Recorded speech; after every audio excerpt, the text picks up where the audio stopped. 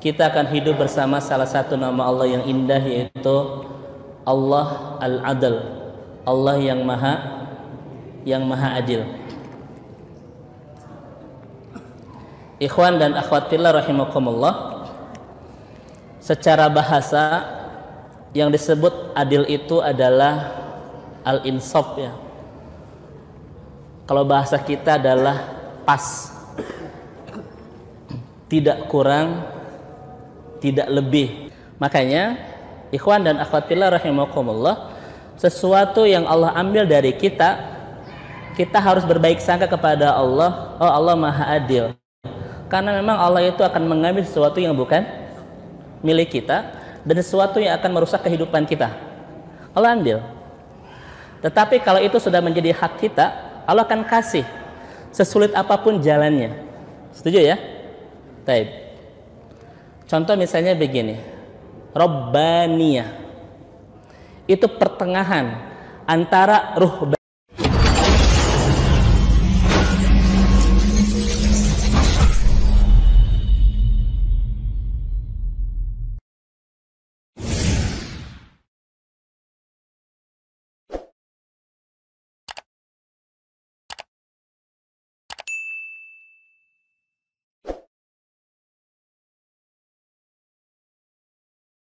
Baik, bismillahirrahmanirrahim.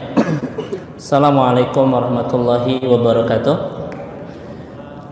Ikhwan dan akhwat fillah rahimakumullah, kita lanjutkan kajian tentang Allah Al-Adl, Allah yang maha adil. Tadi kita sudah bahas tentang dua keadilan Allah. Yang pertama fi khalqihi, dalam ciptaannya. Yang kedua fi syariatihi, di dalam syariatnya. Semua yang Allah perintahkan kepada kita itu sesuai dengan pertengahan, pas proporsinya. Ketika Allah menyuruh seorang laki-laki untuk godul basar, itu pun pas ya. Tidak menyuruh laki-laki untuk ekstrim menutup mata sampai dia nanti sering celaka gara-gara matanya sering tertutup. Ketika Allah Subhanahu wa taala mengatur soal penjadwalan sholat, itu pun pas ya. Kenapa harus 5 waktu? Bahkan penentuan sangat ditentukan dengan keadilan Allah Subhanahu wa ta'ala. Kenapa Allah Subhanahu wa ta'ala menyuruh kita melaksanakan saum 3, itu pun sangat adil, sangat pas. 30 hari adalah waktu yang sangat pas untuk membangun sebuah habit baru, sebuah culture dan budaya baru dalam kebaikan seseorang. Karena hampir semua ulama sepakat, sebuah kebaikan bisa menjadi sebuah budaya ketika terulang sampai lebih dari 25 hari. Kemudian dalam bab zauziyah, dalam bab pernikahan pun Allah memberikan syariat yang begitu pas, sampai muncul adanya hak dan kewajiban antara suami istri. Suami punya hak pun punya kewajiban, istri juga punya kewajiban, tapi dia pun punya hak. Maka terjadilah sebuah rumah tangga yang harmonis. Ketika terlanggar salah satu keadilan ini, maka biasanya ada yang tersakiti di antara dua belah pihak ya. Apalagi misalnya saat ini kasus LGBT lagi sedang ins. Dan salah satu alasan kenapa harus muncul LGBT, saya kaget dengan alasannya. Kenapa? Karena di antara mereka, dan ini paling banyak, bahwa pernikahan itu penindasan terhadap kaum Hawa, gitu. Itu ternyata salah satu penyebab lahirnya LGBT adalah bahwa pernikahan itu penindasan terhadap kaum perempuan. Padahal Allah Subhanahu wa taala sudah memberikan syariat dalam rumah tangga itu dengan cara yang sangat proporsional, adil, pas, tidak ekstrim, tidak berlebih, tidak lebih dan tidak kurang. Taib. Kita akan masuk ke materi inti dari kajian malam hari ini. Allah al-adlu fi af'alihi. Allah adil di dalam perbuatannya. Ini kajian pokok kita malam hari ini. Contoh misalnya, terkait dengan musibah.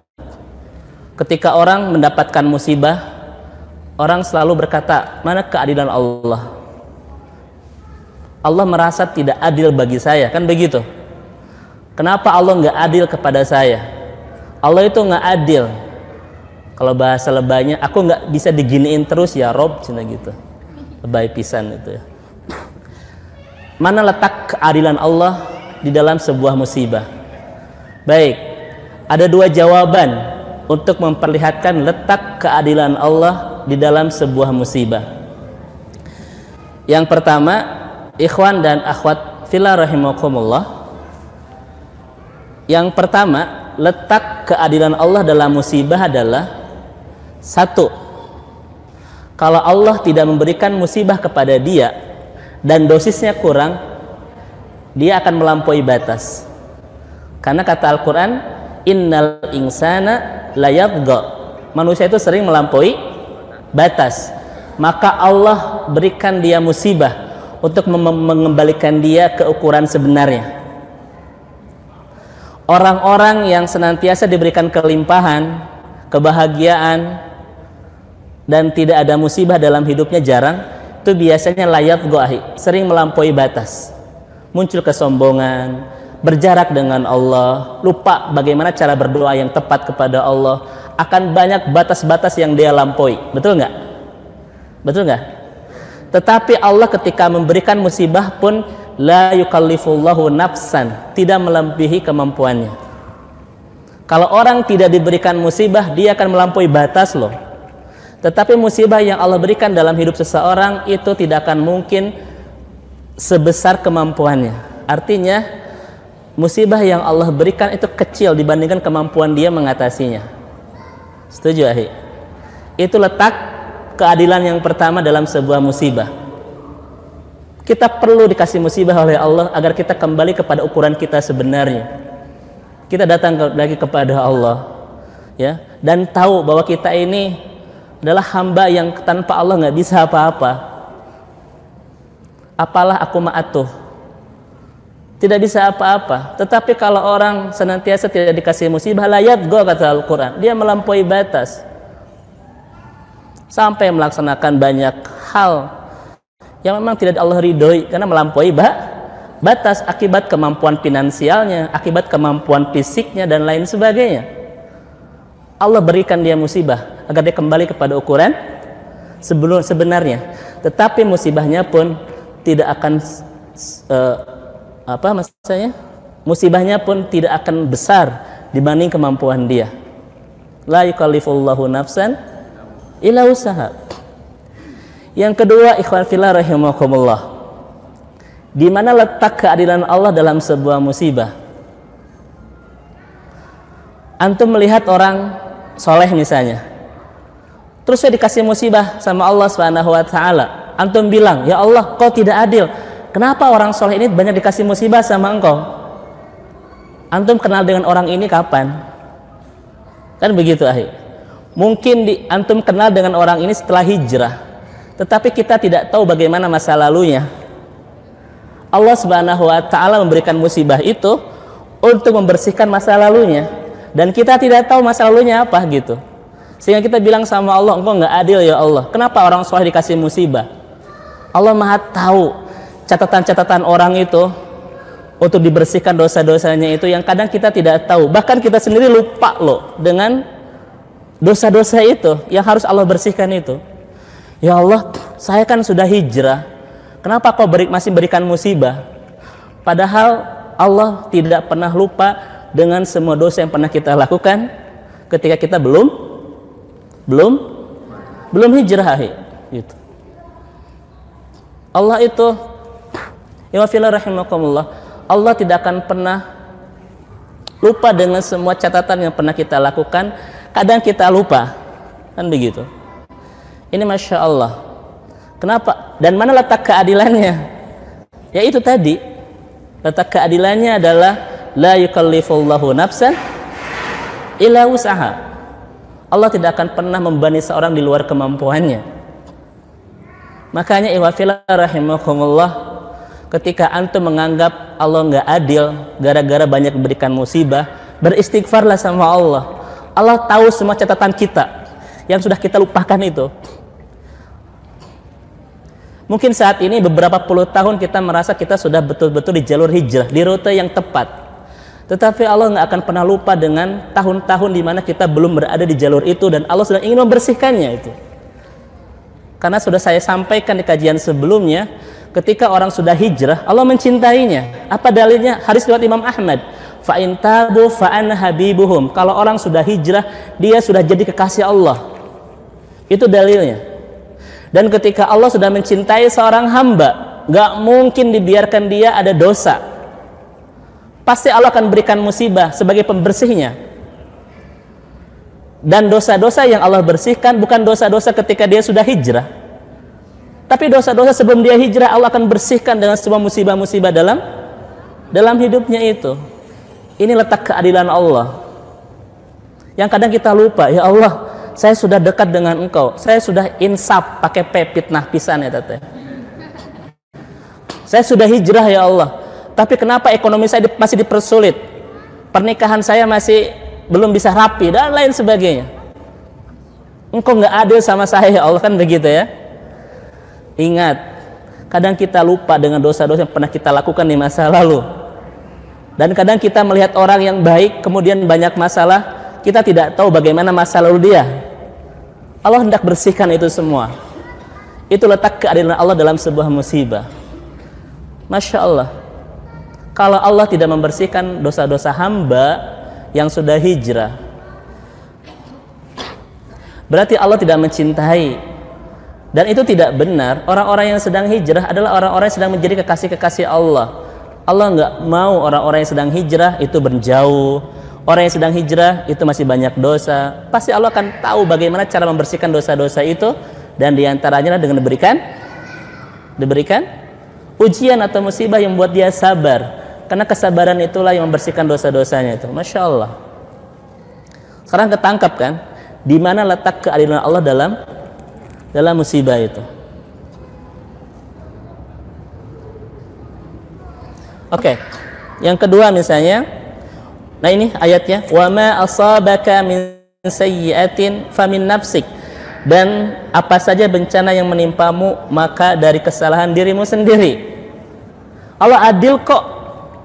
Karena Allah tidak memberikan sebuah musibah kecuali itu disebabkan adanya sesuatu yang salah yang kita lakukan kepada Allah. Adil kok Allah. Bahkan itu untuk menyadarkan kita. Dan Allah tidak akan pernah memberikan masalah di luar kemampuan. Masya Allah. Ini mohon maaf saya banyak mengusap keringat ya, karena sudah 4 hari jadi curhat ini ya. 4 hari kemarin kurang sehat, dan sekarang alhamdulillah sudah mendingan, jadi banyak keluar keringat. Apa hubungannya? Saya tidak tahu lah. Nah, itulah pokoknya. Itu Ustaz ya. Nah, itu Masya Allah. Taib. Yang kedua kita lihat misalnya, ini bab dosa sudah ya. Maka kalau Allah tidak membalas dosa-dosa kita, Allah nggak adil. Allah nggak adil. Kalau Allah tidak membalas dosa-dosa kita, Allah adil nggak? Nggak adil. Makanya siapapun yang saat ini menjauh dari Allah, kemudian menginginkan kehidupannya happy saja, berarti dia sudah menuduh Allah nggak adil. Allah adil kok. Semuanya akan dibalas sama Allah. Dosa-dosa kita akan dibalas. Allah bersihkan bagi yang sudah hijrah. Allah adil. Wa ma asabaka, coba lihat ayatnya. Wa ma asabaka min sayyi'atin famin nafsik. Semuanya itu adalah ulah kita sendiri kan? Maka tidak ada musibah yang terjadi dalam hidup kita, ini juga diperkuat oleh Ibnu Abbas, kecuali penyebabnya adanya hubungan yang tidak tepat antara kita dan Allah. Maka ketika antum mengatakan Allah nggak adil, saya ingin jawab, antum sudah lupa dengan perbuatan antum. Kan gitu. Setuju ya? Baik.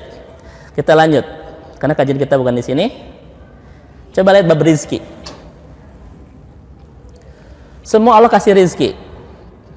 Dan antum harus yakin dengan jaminan ini. Iman yang baik adalah iman yang tidak pernah resah dengan sebuah jaminan dari Allah. Justru iman yang baik itu adalah sering beresah di sesuatu yang belum Allah jamin. Saya ulangi lagi.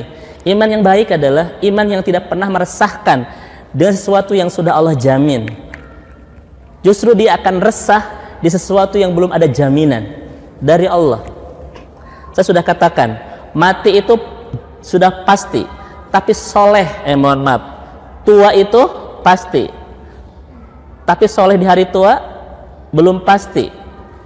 Mati itu pasti, tapi husnul khotimah ketika mati belum pasti.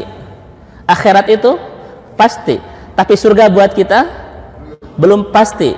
Maka iman yang baik adalah tidak mengkhawatirkan di sebuah kepastian, tetapi dia lebih mengkhawatirkan di sesuatu yang belum ada kepastian.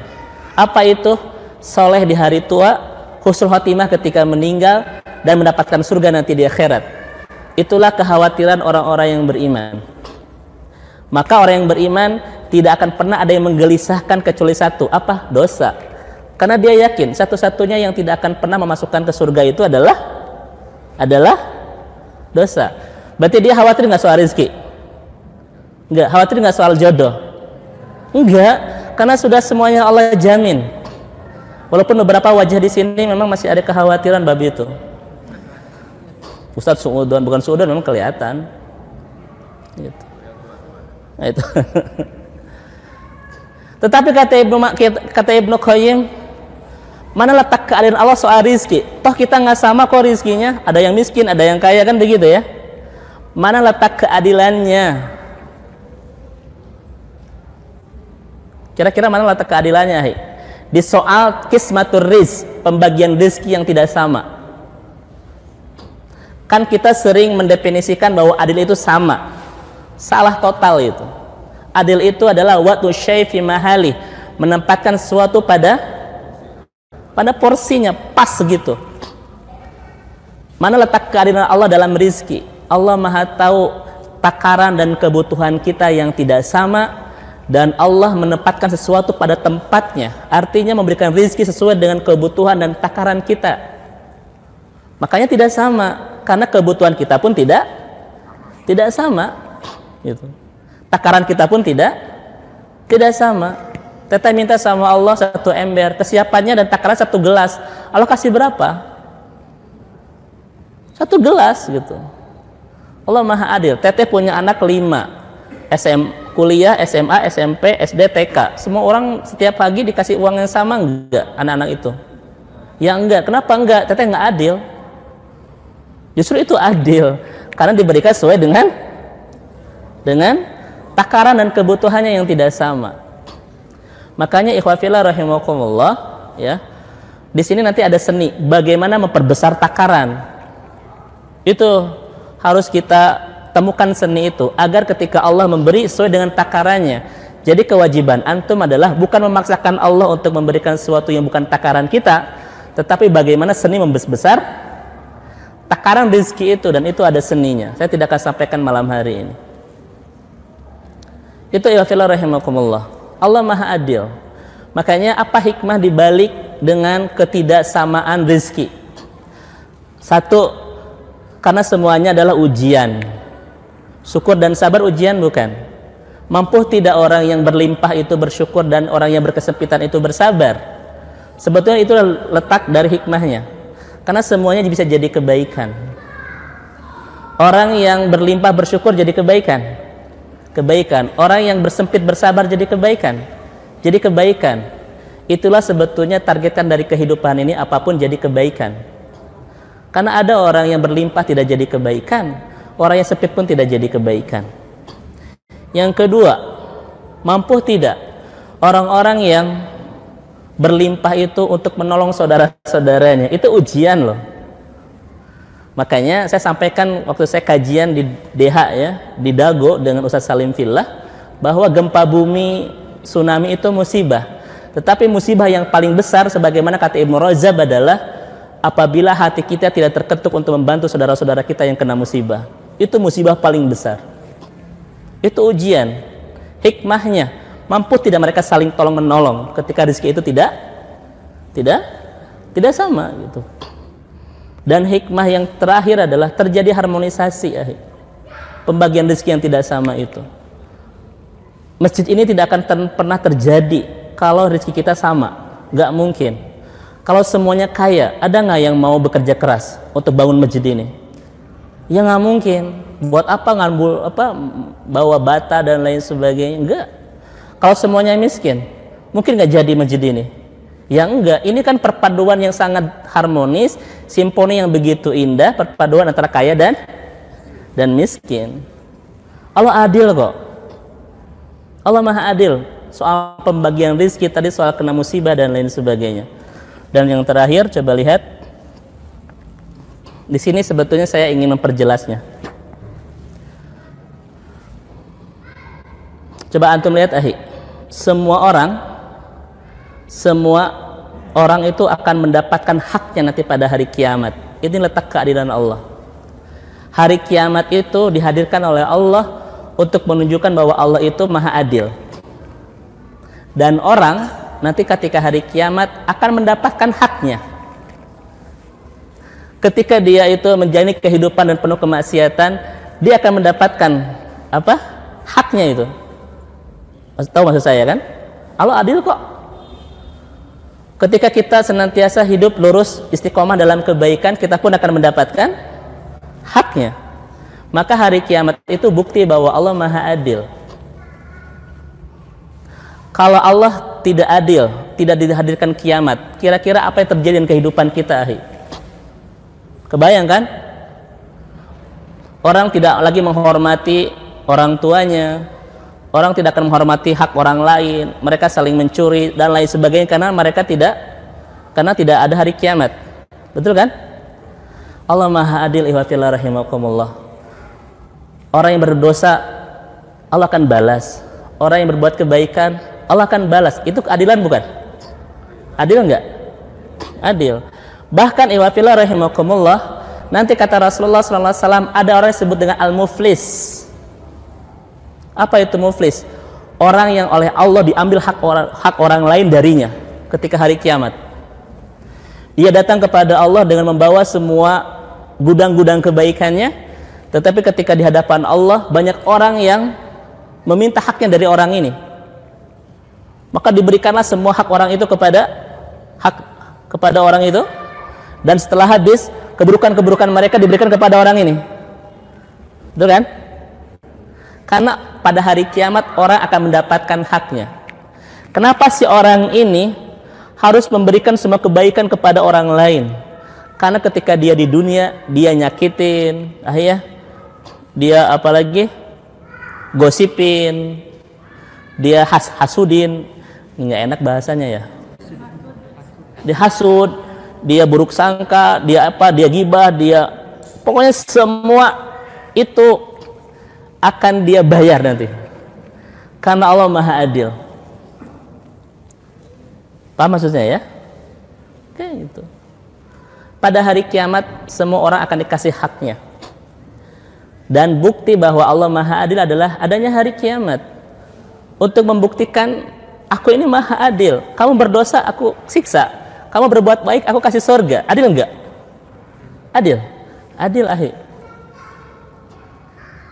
Dan kalau hari ini antum dizolimi oleh orang yang bisa tegak, nanti hari kiamat Allah akan semua berikan semua haknya. Andaikan ada penguasa yang tidak adil hari ini dan tidak ada yang bisa menghukum menegakkan keadilan, nanti di sana semuanya akan diberikan haknya. Semuanya akan ditegakkan keadilan itu karena Allah maha adil. Ustaz lagi ngebahas apa? Ini lagi ngebahas bab kajian akidah. Jangan kemana-mana pikiran antum. Misalnya ada orang saat ini terzalimi dan lain sebagainya, kemudian penguasa tidak bisa menegakkan haknya dan lain sebagainya, nanti di akhirat itu. Ini ayatnya, ini hadisnya. Semua orang akan diberikan haknya nanti pada hari kiamat. Masya Allah itu ya. Kenapa menjadi rada emosi begini? Iyalah udah. Sama kayak kasus begini, wafilah rahimakumullah. Ketika antum tidak baik kepada orang tua, Allah itu adil, akan dibalas oleh siapa? Anak antum kepada antum. Makanya perlakuan anak kita kepada kita itu adalah balasan dari perlakuan kita kepada orang tua kita, baik buruk maupun baik. Ketika antum memuliakan orang tua antum, antum sedang merencanakan anak-anak antum untuk memuliakan antum. Namun sebaliknya, ketika antum cuek, tidak memuliakan, bahkan membiarkan orang tua kita, bahkan naudzubillah dalam kesulitan, antum sedang merencanakan untuk dibegitukan sama anak-anak antum. Karena Allah Maha Adil. Bahkan para ulama mengatakan yang disebut dengan birrul walidain itu adalah hutang. Berbuat baik kepada orang tua itu adalah hutang yang akan langsung dibayar oleh anak-anak kita.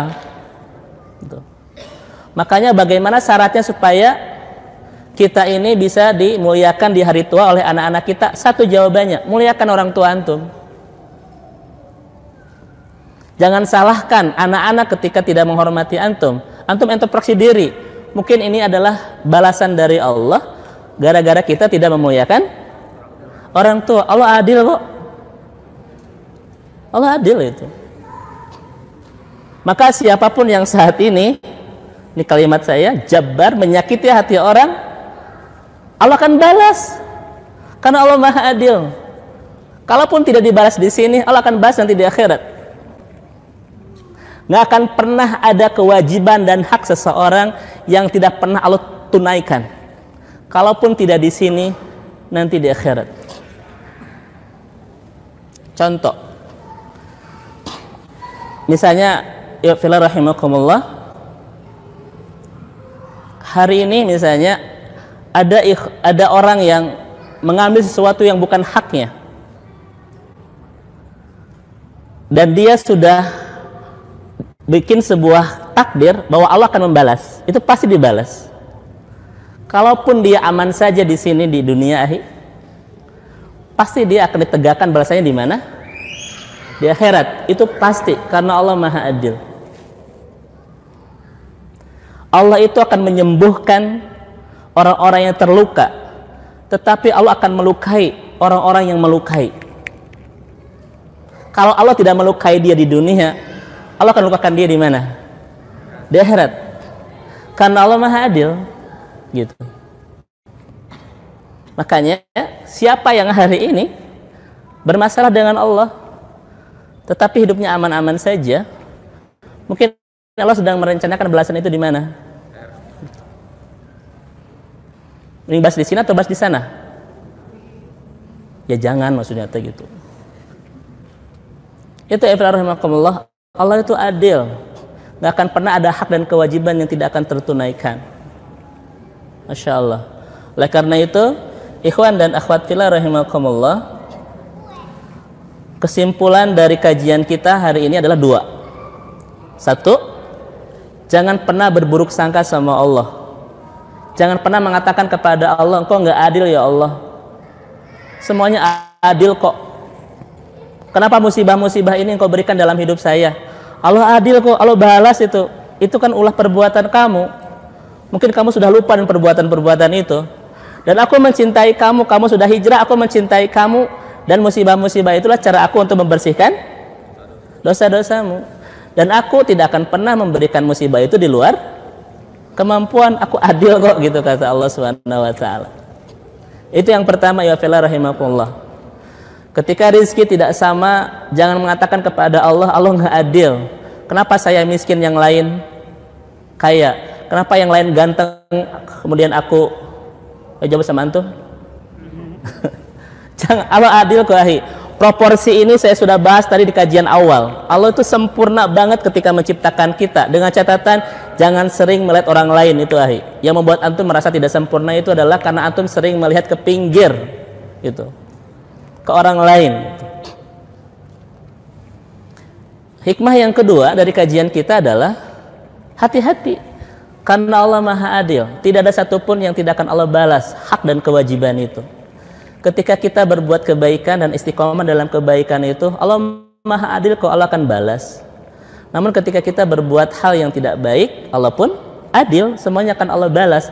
Dan hari kiamat adalah tanda besar, bukti besar bahwa Allah Maha Adil. Semuanya di sana akan